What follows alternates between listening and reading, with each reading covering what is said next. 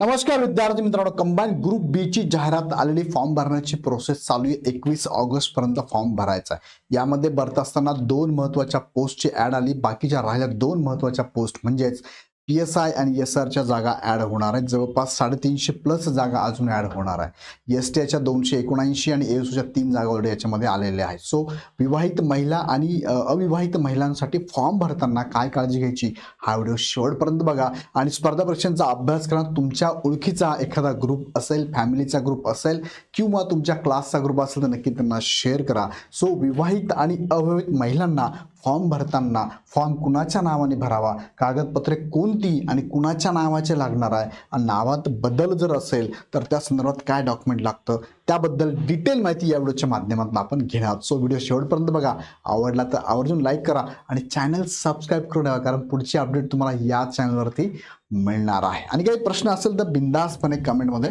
टाकून द्या. आता मुख्य मुद्द्याकडे जाण्यापूर्वी तुम्ही जर तयारी करू इच्छित असाल आणि मार्गदर्शनाची गरज असेल तर महाराष्ट्रामध्ये नावाजली इग्नाइट अकॅडमी आहे. या इग्नाइट अकॅडमीचे कोर्सेस तुम्हाला इथे अवेलेबल आहे. ग्रुप बी आणि ग्रुप सी ची जाहिरात सप्टेंबरमध्ये येणार आहे. सो ती पण मोठी जाहिरात आहे. दोघांची तयारी तुम्हाला एकत्रित करता येऊ शकते, कारण दोघांचा सिलेबस सब्जेक्ट बघितला तर सेम पॅटर्न आहे. सो यामध्ये तुम्हाला लाईव्ह प्लस रेकॉर्ड बॅच आपली चालू झालेली आहे. बॅच 4 ऑगस्ट पासून चालू झाली आहे. यामध्ये पूर्व आणि मुख्य एकत्रित बॅच तुम्हाला 6,999 प्लस GST मध्ये मराठी माध्यम आहे. आणि तुम्ही जर सेपरेट फक्त प्रिलिमची बॅच घेऊ इच्छित असाल तर 5,999 प्लस GST मध्ये ही पण बॅच अवेलेबल आहे. सध्या 50% ऑफ चालू आहे. आणि या दोन्ही बॅचेसला शिकवणारी टीम तुम्हाला जबरदस्त आहे. तुम्ही युट्यूबला त्यांचे लेक्चर बघू शकता. या बॅचमध्ये तुम्हाला PDF स्वरूपात नोट्स अवेलेबल आहे. PYQ चे session available with explanation plus test series आहे. सब्जेक्ट वाईज आहे. फुल लेंथ टेस्ट सिरीज पण अवेलेबल. कुठेच जायची गरज नाही, तुमच्या एका क्लिकवरती अवेलेबल आहे. काय करा त्यासाठी चॅनल सबस्क्राईब करून ठेवा. आणि विशेष म्हणजे ही बॅच जर घ्यायची असेल तर खाली डिस्क्रिप्शनमध्ये बॅचची लिंक पण दिली आहे. जाऊन ॲप डाउनलोड करा आणि बॅच परचेस करा. अडचण आली खालच्या नंबरवरती कॉल करा. आता मुख्य मुद्द्याकडे तुम्हाला मी घेऊन जातो. ही जाहिरात आली बघा. महाराष्ट्र गट ब ची 282 पदांची अजून PSI ची जागा यामध्ये ॲड होणार आहे. नुकताच परवाचा एक महत्त्वाचं तुम्हाला न्यूज पण दिली मी की जवळपास 350 प्लस जागा PSI च्या ॲड होणार आहे. आणि एक्झाम तुमची 9 नोव्हेंबरला. आता विचार केला तर फार कमी कालावधी. ह्या कमी कालावधीमध्ये टू द पॉईंट वाचण्यासाठी नक्कीच बॅचची मदत तुम्हाला होणार आहे. आता फॉर्म भरण्याची लास्ट डेट तुम्हाला म्हटल्याप्रमाणे 21 ऑगस्ट लास्ट डेट आहे. यामध्ये तुम्हाला बघा जागा मी तुम्हाला आता म्हटल्याप्रमाणे ST 279 ASO 3 आहे. PSI च्या 392 जागा ॲड होणार आहे. टोटल जाहिरात ही जाणार आहे 673 वरती. आणि SR च्या 24 पदांची मागणीपत्र लवकरच येईल. त्या 24 पद सुद्धा इथे ॲड होतील. 700 प्लस जागेंचं हे मागणीपत्र या एक्झामसाठी येणार आहे. आता विवाहित महिलांचे काही प्रश्न ते घेतो पटपट बघा. फॉर्म कुणाच्या नावाने भरावा, तर फॉर्म हा 10वीच्या नावानेच भरावा. तुमच्याकडे 10वी असेल किंवा SSC म्हणतो आपण त्याला, हे जर तुमचं झालं नसेल तर संबंधित अर्हता जर असेल 10वीची समतुल्य अर्हता ती चालेल, किंवा तुमचं 12वी किंवा ग्रॅज्युएशनवरती जे नाव आहे त्या नावाने तुम्ही फॉर्म भरावा. इन दॅट केस मला असं म्हणायचं आहे मेजॉरिटी आहे ते 10वी तुमचं वडिलांकडे असताना झालं असेल तो वडिलांच्या नावाने फॉर्म भरावा. ओके. दुसरा प्रश्न आहे इतर कागदपत्रांची नावे वेगळी असल्यास काय, म्हणजे इतर जे कागदपत्रे आता या फॉर्म भरत असताना कोणकोणती कागदपत्रे लागतात तर तुम्हाला माहिती आहे इथे कास्ट सर्टिफिकेट लागतं, कास्ट व्हॅलिडिटी इफ असेल तर लागतं, अदरवाईज गरज नाही. त्यानंतर तुम्हाला डोमेसाईल लागतं, त्यानंतर तुम्हाला 10वीचं 12वीचं आणि ग्रॅज्युएशनचं मार्कशीट पण लागतं, आधार कार्ड लागतं, तुम्हाला पॅन कार्ड लागू शकतं आयडी प्रूफसाठी. ओके. सो ही जी डॉक्युमेंट NCL पण लागतं, काहींना लागतं काहींना लागत नाही. ही जी डॉक्युमेंट आहे सर, ही डॉक्युमेंट काही डॉक्युमेंट ही फादरच्या नावाने पण असणार आहे आणि असू शकतं. काही नावं हे आता कदाचित मॅरिड वुमन असाल तर तुम्हाला काय असणार आहे हे हजबंडच्या नावाचे पण असू शकतात. मग असं जर असेल तर काय करायचं सर आम्ही, जर या प्रोसेसमध्ये पूर्ण फॉर्म भरण्याच्या प्रोसेसमध्ये तुम्हाला हजबंडच्या नावाचं काही डॉक्युमेंट जर वापरायचं असेल तर तुम्ही फॉर्म नक्कीच तुम्ही वडिलांच्या नावाने भरा, पण इतर डॉक्युमेंट तुम्हाला इथे वेगवेगळी असतील हजबंडच्या नावाचं असेल तर यासाठी तुम्हाला काय लागेल, याला पर्याय काय आहे, याला 2 पर्याय. एक तर तुम्ही गॅजेट सर्टिफिकेट बनवून घ्या किंवा तुमचं मॅरिड सर्टिफिकेट असेल तर वेल अँड गुड, नसेल तर बनवून घ्या. आता लगेच लागत नाही, ते DVच्या वेळेस लागतं. सो आता तुम्ही डॉक्युमेंट वापरा हजबंडचे, फक्त DVच्या वेळेस मात्र तुम्ही काय करा हे डॉक्युमेंट बरोबर ठेवा. आता दुसरा मुद्दा, तुम्ही फॉर्म जर भरताना नावात बदल असा प्रश्न विचारला जातो. नावात बदल ठिकाणी लगेच तुम्ही नाव बदललं, वडिलांचं नाव जागी तुम्ही वडिलांच्या नावाने फॉर्म भरला आणि नावात बदल हजबंडचं नाव टाकलं तर हॉल तिकीट तुमचं हजबंडच्या नावाचं येतं. हजबंडच्या नावाचं हॉल तिकीट जर आलं तर ते नाव प्रूफ करणारा ID प्रूफ तुमच्याकडे असावं लागतो. एक तर आधार कार्ड, एक तर पॅन कार्ड, एक तर ड्रायव्हिंग लायसन्स हजबंडच्या नावाचं असावं लागतं. ही पण काळजी घ्यायची तुम्ही. ओके.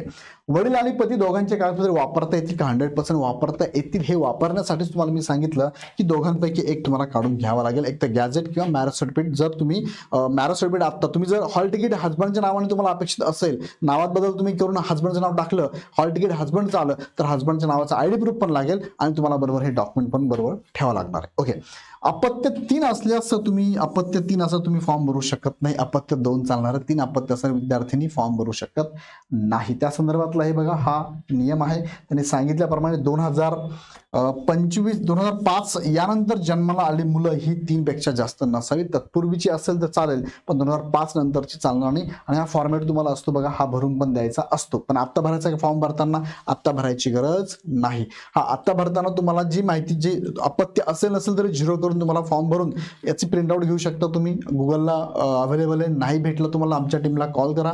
कॉन्टॅक्ट नंबर खाली आहे, ते तुम्हाला पाठवून देतील. हा फक्त तुम्हाला साक्षांकित करायचा आहे, स्वतः साईन करून तो अपलोड करायचा आहे. आता काही विवाहित महिलांचे प्रश्न बघा, काही हे पण आहेत. EWS, SCBC, NCL. बघा SCBC ला आता एनसीएल लागू झालेलं आहे. SCBC सर्टिफिकेट एकदाच काढावं लागतं. एनसीएल मात्र 1 वर्ष, 2 वर्ष आणि 3 वर्ष व्हॅलिड असतं, त्यानुसार तुम्हाला लागणार आहे. EWS पण हे दोघे डॉक्युमेंट जे असतात ना, हे तुमचे फादरच्या नावानेच असणं गरजेचं आहे. काही ठिकाणी तुम्हाला हजबंडच्या नावाने देतात बघा. आता काही ठिकाणी देत असेल तर तुम्ही एकदा कन्फर्म करा. तुमचं बराच वेळेस नाव पतीच्या बाजूने अपडेट झालं असतं, त्यामुळे हे गडबड होते. पण फादरच्या नावाने काढलेलं उत्तम राहणार आहे. काही ठिकाणी हजबंडच्या नावाचे पण ऍक्सेप्ट केलेले आहे. ओके. याबद्दल डिटेल मी तुम्हाला व्हिडिओ देतो, पण सध्या लक्षात घ्या, निघत असेल तर फादरच्या नावानेच काढा. नंतर आहे एनसीएल. कुणाला, कधीचं आणि कुणाच्या नावाचं एनसीएल बघा. कुणाला लागतं तर एनसीएल बघा, ओबीसीचे कॅन्डिडेट असतील, त्यानंतर SBC असेल, VJNT अ असेल, NTचे ब कॅन्डिडेट, C कॅन्डिडेट आणि D कॅन्डिडेट असेल, आणि SCBC यांना नॉन क्रिमिनल लागतं. आणि कुणाला लागत नाही, यांना लागतं. कुणाला लागत नाही, SC ला लागत नाही, ST ला लागत नाही, ओपनला लागत नाही, आणि EWS ला पण लागत नाही. कधीच हवं तर फॉर्म भरताना तुम्ही आता फॉर्म भरताय ना, तर फॉर्म भरताना व्हॅलिड असणारं डॉक्युमेंट लागणार आहे तुम्हाला. मागचं कधीचं जुनं पुराणं चालणार नाही. ते व्हॅलिड आहे का ह्या वर्षासाठी तर चालेल आहे. कुणाच्या नावाचं हवं तर हे सगळे डॉक्युमेंट तुम्हाला, कॅटेगरी पण तुम्ही फॉर्म भरताय तुम्हाला वडिलांच्या नावाचंच लागणार आहे. कास्ट व्हॅलिडिटी लागते का आता फॉर्म भरताना? गरज नाही. नियुक्ती झाल्यानंतर 6 महिने तुम्हाला मिळतात, तेव्हा दिलं तरी चालतंय. आता असेल तर व्हेरी गुड, नसेल तरी फॉर्म भरता येतो. ॲपीएस स्टुडंटला फॉर्म भरता येतो की यस. ग्रॅज्युएट ॲपीएस जे विद्यार्थी ग्रॅज्युएशनच्या लास्ट इयरला असे जे कोणी विद्यार्थी असेल ते फॉर्म भरू शकतात का? 100% फॉर्म भरू शकतात. भरून टाका.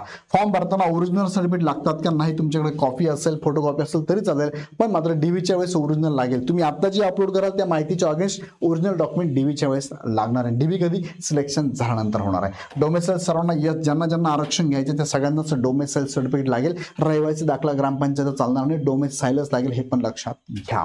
त्यानंतर नावात बदल बाबतचं काय डॉक्युमेंट तुम्हाला मी आता सांगितल्याप्रमाणे एक तर गॅजेट किंवा मॅरेज सर्टिफिकेट लागतं. मग ॲफिडेविट कोणाला लागतं? नावात जर काय चूक असेल, नावात स्पेलिंग चूक आहे, स्पेलिंगमध्ये चूक आहे, तर तुम्हाला ॲफिडेविट काढलं तरी चालतं. म्हणजे काय, सपोज उदाहरणार्थ अमोल नाव आहे, अमोल असं नाव आहे, आणि टाकताना काही डॉक्युमेंटमध्ये अमोल असं झालेलं आहे किंवा काही डॉक्युमेंटमध्ये अमोल असं झालेलं आहे, म्हणजे स्पेलिंगमध्ये मिस्टेक झाला असेल तर तुम्हाला ॲफिडेविट करावं लागतं. 100 रुपयाच्या बॉन्ड पेपरवरती. तुम्ही कोर्टात गेला, कोर्टाच्या बाहेर ते लोक स्टॅबिट बसलं असतं बघा, ते तुम्हाला ॲफिडेविट करून देतात. 100 रुपयाच्या बॉन्ड पेपरवरती चालतं. सो ते केलं तर चालतं. स्पेलिंगमध्ये मिस्टेक असेल तर सगळे डॉक्युमेंट तुम्ही एकदा चेक करा. काही स्पेलिंग मिस्टेक असेल तर करून घ्या. आईच्या नावाचा बदल असेल तर काही प्रॉब्लेम नाही. आईच्या नावाचा इश्यू काही मोठा नाही आहे. तुमचं वडिलांचं आडनाव हे 3 नाव फक्त प्रॉपर पाहिजे. ओके. आता 10वीच्या नावाचं बरं त्यांचं आडनाव पहिले असतं, नंतर नाव असतं, नंतर सरनेम वडिलांचं नाव असतं. पण इथे फॉर्म भरताना ते तिथं मेन्शन केलंय तुमचं नाव, मिडल नेम आणि सरनेम. सो त्यानुसार तुम्हाला फॉर्म भरायचा आहे, लक्षात घ्या. म्हणजे नेमच्या जागी नेमच टाकायचं, मिडलचं नाव टाकायचं, सरनेमच्या जागी सरनेमच टाकायचं. भले 10वीत तुमचं उलटं असेल,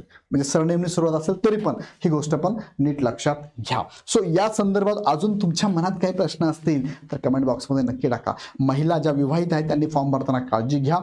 फार मोठी गरज नाही, फक्त काही मुद्दे 2-3 आहेत तेवढं लक्षात घ्या. काही अडचण असेल कमेंटमध्ये नक्की टाका. आणि अशाच प्रकारचे व्हिडिओ बघण्यासाठी चॅनल सबस्क्राईब करून बेल आयकॉन क्लिक करून ठेवा. आणि या व्हिडिओची लिंक तुमच्या ग्रुपमध्ये मात्र नक्की पाठवा. ज्यांना स्पर्धात्मक परीक्षेमध्ये सहभागी होऊन सरकारी नोकरी मिळवायची अशा सगळ्याच ग्रुपमध्ये तुम्ही नक्की शेअर करा. आणि मार्गदर्शनासाठी ह्या 2 बॅचेस तुम्हाला आता अवेलेबल आहे. लाईव्ह प्लस रेकॉर्ड बॅच आहे. किती वेळेस लेक्चर बघू शकता, फास्ट करून बघा, स्लो करून बघा, स्टॉप करून बघा, नंबर ऑफ टाइम्स तुम्ही बघू शकता, किती वेळेस बघा, जोपर्यंत तुमची एक्झाम घेत नाही किंवा 1 वर्षापर्यंत तुम्हाला व्हॅलिडिटी आम्ही देतोय. सो नक्की जॉईन करा. जॉईन करण्यासाठी काय करा, इग्नाइट अकॅडमीचा ॲप डाउनलोड करून डायरेक्ट परचेस करा. काही शंका असेल तर 88-88 ह्या नंबरवरती कॉल करून घ्या. ओके. सो व्हिडिओ आवडला तर लाईक करा, चॅनल सबस्क्राईब करा. पुन्हा व्हिडिओ नेक्स्ट व्हिडिओमध्ये. धन्यवाद.